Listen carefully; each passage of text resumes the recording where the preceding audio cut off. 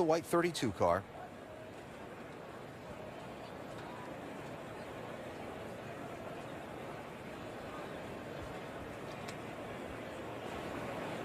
And again, Kyle Larson did climb from that machine. You heard from him a minute ago.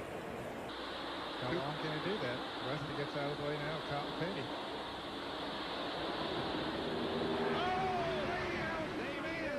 Oh, and he's upside down. Into the guardrail. Side over side. End over end. And Davey Allison has experienced a horrifying crash. Here they come off the corner. And Darrell Waltrip is trying to go by on the inside of Davey Allison.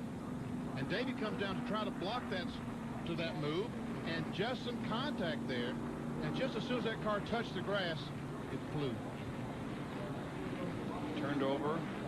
Now they're not. Are they required to run the skirts on the right side of the cars here like they do at Daytona and Talladega? I don't believe so, man. And you can see that once the air got up under the right side of that car, it just flipped it the wrong way. Yeah, he's got to get to the top. The top's going to have the biggest energy here. 21's going to come with a huge shove. They are 2 and 3 wide behind him. Crossover. Here he That's comes. Austin Hill in the 21. Big crash. Up and over. Caution is out. That's Myatt Snider. You know, to see Myatt just walk right out, that's a great sign. And I would be anxious to see how close it was at the time of caution. Because look right here, it looks like the 16's out front. Whew, it had to be really close. The caution wasn't out at that point when they left our screen, so he was clearly ahead by the time he left the bottom of your monitors on television. But unfortunately, Anthony Alfredo getting into the back of the 31 and creating that issue. Wow. I mean, look at that car. And look at the grass that's flying in front of him. Where's the engine? Oh, wow. The engine's gone. A bad crash here at Talladega. Just a very, very bad crash. Mark Martin is involved. So is Rusty Wallace, Brett Bodine, Elton Sawyer. One car overturned in the banking of turn number 1, got up into the catch fence and came back onto the racetrack. I don't know who it was at the moment, but this is a very, very ugly looking crash. Okay, Martin goes a little high there. Gordon gets into him. They both have to back off, and then the jamming up starts. And they get into the wall on the outside. Others start jockeying around. There's Derek Cope. He thought he got through that for just a moment, but Mark Martin's going to come right back up in front of him. And is that Ricky Craven? Yes, it is. Ricky Craven in car number 41 that's flipping over, went up against the outside wheel fence, back down on the track, and was hit again. That's the crumpled hulk of Ricky Craven's engine. What's left of it, I should say. The carburetor having been sheared away, some of the intake crushed, and the engine pushed completely to the left. But look at what's left of his beautiful Chevrolet Monte Carlo. Well, there's not much, of course. The roll cage, though, remained intact. This cage built by Mike Laughlin did its job. There were some openings here where it had been ripped open by the catch fence. Keep the camera. Look at Jimmy. Yeah, right there. We could keep both these battles in this shot. Great job, guys. Down the stretch. Look out. Trouble. Kurt's into the wall. Boyer's in it as well. And Kurt's getting the worst of it. Like a little bump drafting going on right there. We're trying to gain the advantage. Looks like the 48 got into the back of him a little bit. Man, look at this car. Oh, man. Further back, Elliott Sadler. And look at this. Gosh. Engine is out of this thing. Oh, my God. Well, that's the whole suspension. Looks like the front part of the front suspension. The window net is down for Elliott. He's got the helmet off already. That is the best news. You can see he is in some pain. Oh, man. I hate to see this. Look at the front of that car. The engine completely out of the car. Okay, let's. We think we've seen an angle. Check the lower right of your screen. Oh my gosh! Oh my gosh! Hey, look at that. Head on into that Armco. That's down in a 90-degree corner. There are 43 drivers in this field tonight, but no one has a more fascinating story to tell than Mike Harmon. Now, before you see this video, there are 2 things you should know. 1, no one was seriously injured. And 2, that's because of the safety measures legislated into these cars and the guys back at the shop that build them. Take a look at what happened here in Busch Series practice on Thursday. Mike Harmon comes off of turn 2, hits the crossover gate, and then slams into the wall. His car is hit by Johnny Sauter. Here it is again. The car virtually disintegrates, and then Sauter hits what's left. One more time, you can see the driver's compartment inside the roll cage. That's what protected Harmon. Then Sauter comes by and hits what's left of the car.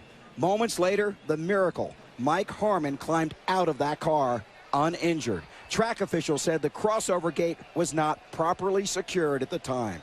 Mike Harmon starts 42nd tonight with a provisional, and Dave Burns is with him. Here comes Dillon diving to the bottom of the racetrack. Austin Dillon dives to the bottom of the racetrack. Here's Keselowski trying to make the move on Logano. Logano throws the block. Logano leads down the back straightaway. Keselowski's in line. Now he turns him. Both Team Penske cars crash. Keselowski is up in a ball of flame, up into the outside wall. He'll take Kyle Busch with him. Everybody now racing off the corner in a horrific crash on the final lap of the Daytona 500. Caution is on the speedway. Caution is on the speedway. We'll wait and see who was the race leader when the caution flag came out. They have the stop video that determines who is out front when the caution is called. NASCAR huddled around frame by frame trying to determine, and it's tough. They are 3 wide with Chase Elliott, Austin Dillon, and Michael McDowell waiting on NASCAR race control to determine exactly who the winner of the Daytona 500 is.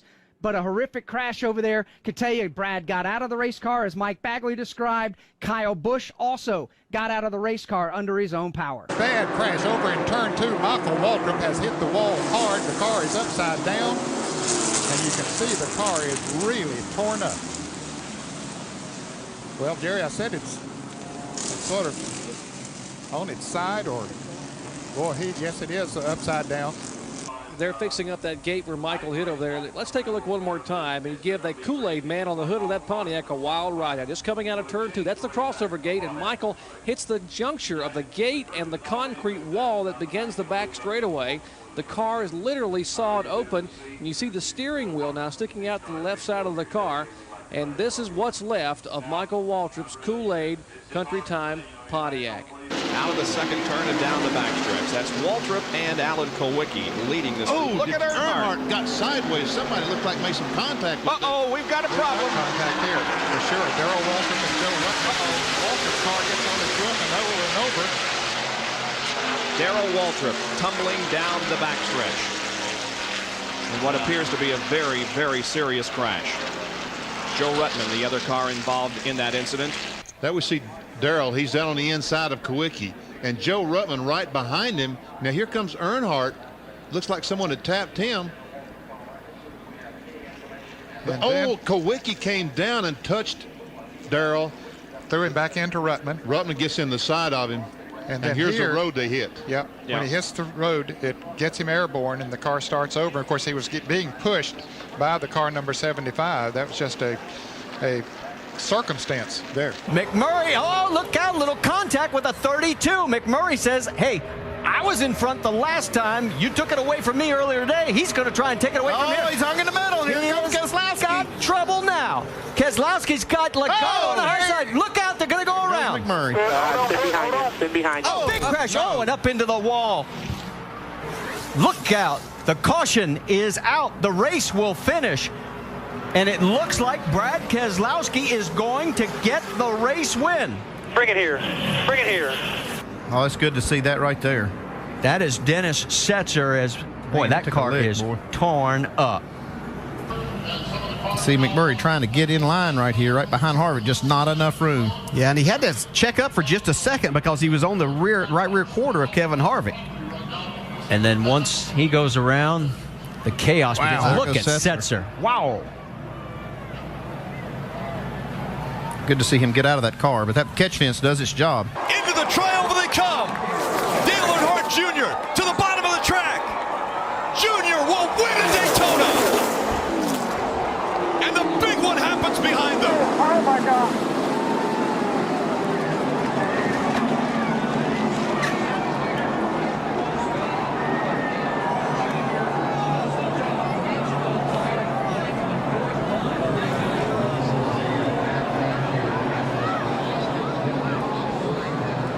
3 of Austin Dillon into the catch fence. All the crews getting out to that car to assist these drivers. Thumbs going up from all the crew members, and the crowd roars. Here we go. You can see him on the bottom. Rex starts in front. He runs in the back of the 24. Gets up on the 11. Now he's on top of the 50.5. And now it's just along for the ride.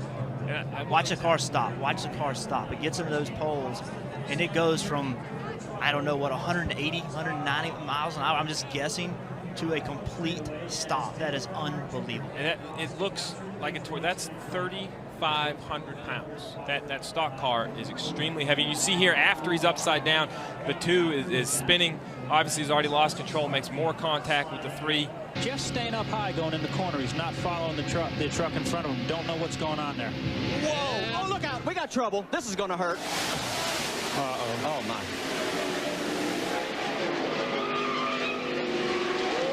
Oh, my.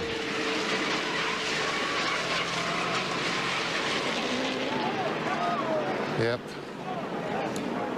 Keep your fingers crossed.